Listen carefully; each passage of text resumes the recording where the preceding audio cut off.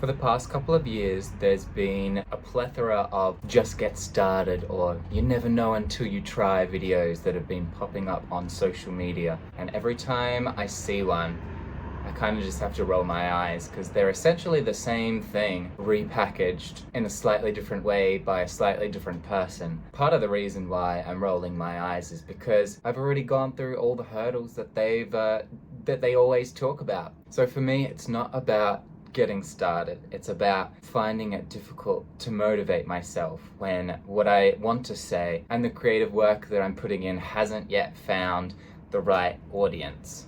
It feels like what I'm sending into the universe isn't being recognized in a way that inspires me to keep going. And to be honest, I think there is a kind of power in being underestimated like that. I talked a bit in a previous video about how sometimes I have doubt that someone will want to watch me doing the things that I want to do, and I think I can scratch that up to thinking that I'll be perceived as too gentle or too weak to really go for and achieve these things. But even when I start doubting the chances or my own abilities, there's something inside me that always feels like I deserve it. So being underestimated all the time kind of feels like I'm invisible, but at the same time, it means that no one has fixed me in any particular place yet and has no expectations for me to do any sort of particular thing, and I don't have any kind of reputation to protect. I don't think anyone I know in real life who knows that I post online has any kind of belief that this will go anywhere for me. And maybe that is because I come off as too soft to make any real impact or too harmless to come at people who've already got everything at their disposal already, who are working for a similar kind of thing. So that's kind of one of the good things about people underestimating you.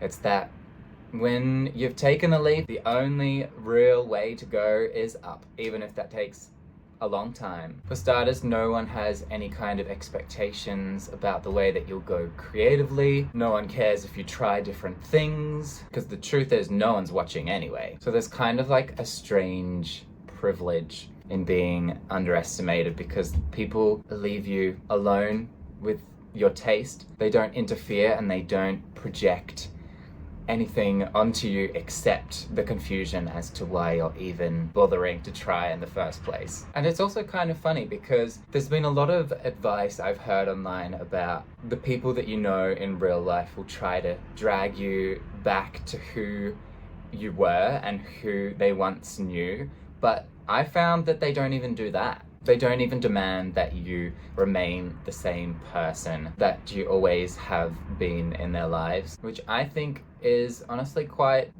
good. But I think the hardest thing about being underestimated isn't that people can't see your value yet.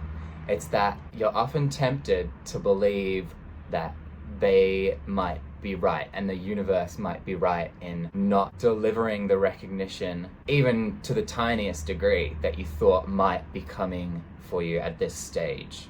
Because when no one reflects anything back at you, you kind of have to wonder, was your worth meant to come from being reflected in the first place? Ultimately, of course, I want the things that I create to resonate with people and to help people understand themselves as much as it is me trying to understand myself and present it to others. But I think it's really important that the foundation of the work that you create isn't coming from a place of validation from others, where it's not even in the picture.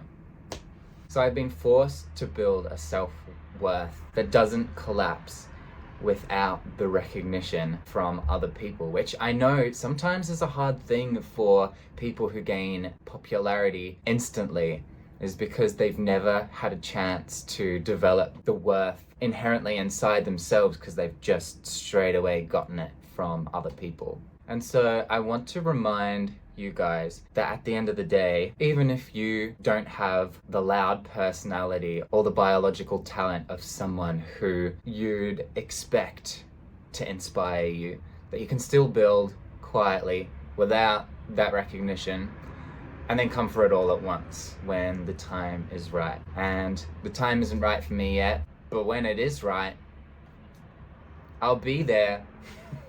And so the conclusion that I've come to is that I don't need to convince anyone that I have what it takes. The way I'll get to that point is becoming harder for myself to underestimate. And the way that I'll do that is by becoming dangerously skilled and crafting my artistic integrity in the way that I want to while I'm being underestimated.